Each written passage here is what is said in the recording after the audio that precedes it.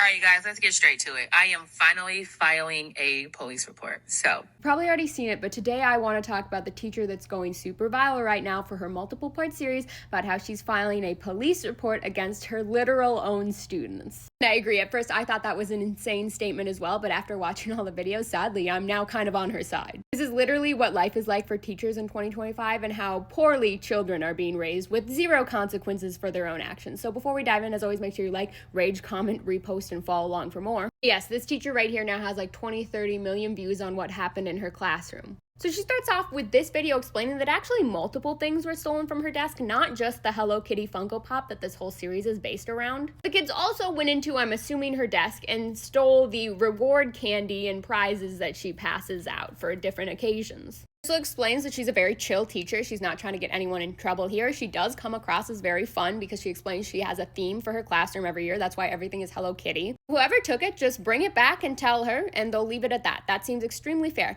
This is also where you discover that she teaches high school.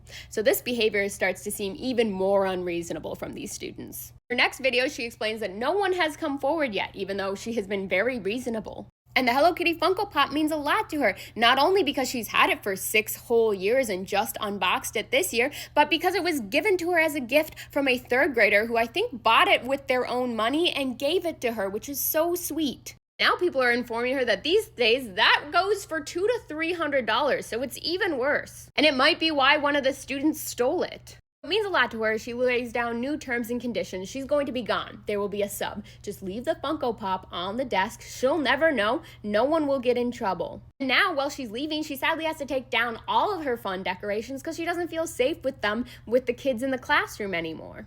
And she comes back, and not only does she get a report that the student's behavior with the sub was bad, but obviously no one has returned the Funko Pop, and she is repeatedly given completely reasonable conditions for it to be returned. So now she is going to formally write a police report because technically this is stolen property and it is high value. And I fully agree, these kids are old enough to know better and they need to learn a lesson of some sort here. I have done a very similar thing before. On multiple occasions, I have received some of the most disturbing messages or comments from boys who are clearly in high school. Like, I won't repeat what they are, but things you could also file a police report about. I have screenshotted them, I have found where they went to high school, and I have sent them to the administration in which they attend. Because even though I'm a Gen Z, not to sound like a boomer, kids these days need to understand consequences for their horrific actions. Because you don't want them to grow up to be the 20 to 30-something-year-old men who have also done that to me, and I've found them on LinkedIn, and they no longer have their jobs. You cannot steal property, and you cannot send the most disturbing messages I've ever read in my life.